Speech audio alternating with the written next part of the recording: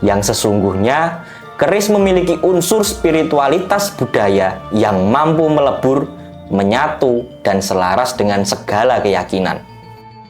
Beberapa negara maju, ia bertumbuh dengan menjaga budayanya, serta tetap menghargai leluhurnya kapanpun itu.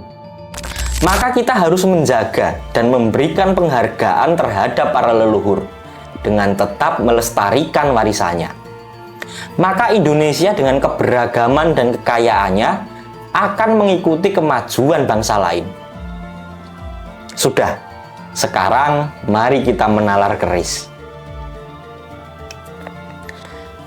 Keris pusaka Luk 11, Dapur Panji Paniwen, Kinatah Kamarogan, Pamor Pedaringan Kebak, Tangguh Nom-Noman, Langgam Sultan Agung.